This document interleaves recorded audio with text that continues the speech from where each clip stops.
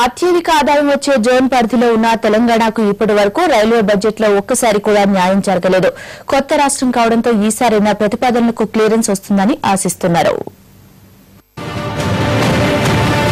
హామీ, ఆచరణ ఈ రెండింటికి మధ్య గ్యాప్ లో తెలంగాణకు రైల్వేల పరంగా చాలా అన్యాయం జరిగింది. ఈసారైనా రైల్వే బడ్జెట్ లో న్యాయం జరుగుతుందని తెలంగాణ వాసులు ఎంతో నమ్మకంతో ఉన్నారు. కాజీపేటలో వ్యాగన్ పరిశ్రమను నెలకొల్పేందుకు రైల్వే శాఖకు తెలంగాణ ప్రభుత్వం భూమిని కూడా అప్పగించింది. ఈ బడ్జెట్ లో వ్యాగన్ పరిశ్రమకు నిధులు మంజూరు చేస్తే తెలంగాణలో అతిపెద్ద హామీ నెరవేరినట్టే. అయితే వ్యాగన్ ఫ్యాక్టరీని చూపించిన కాజీపేటను డివిజన్ గా మార్చే ప్రతిపాదనను అటకెక్కిస్తారన్న అనుమానాలు లేకపోలేదు. ఇక రైల్వే పెండింగ్ ప్రాజెక్టులకు తెలంగాణ కేర్ ఆఫ్ అడ్రస్ గా మారిపోయింది.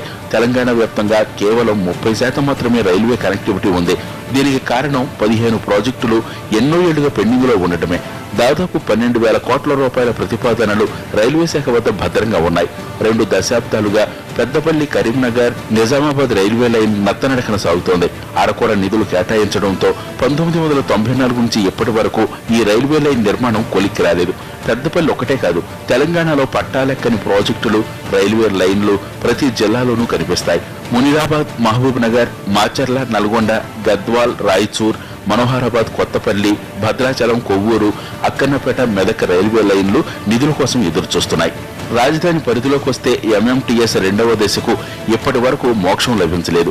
సికింద్రాబాద్, హైదరాబాద్, కాచిగూడ స్టేషన్లపై భారం పడకుండా మౌలాలి, నాగులపల్లి వద్ద టెర్మినల్స్ నిర్మించాలని కూడా రాష్ట్ర ప్రభుత్వం కోరుతోంది. పాత ప్రాజెక్టులు డిమాండ్లకు తోడు నూతన ప్రతిపాదనలు కూడా రైల్వే శాఖ వద్ద ఉన్నాయి. గద్వాల, మాచర్ల బ్రాడ్ గేజ్, భద్రాచలం, పాండురంగాపురం కొత్త లైన్, వరంగల్లో రైల్వే యూనివర్సిటీ ఏర్పాటు చేయాలని టీ సర్కార్ కోరుతోంది.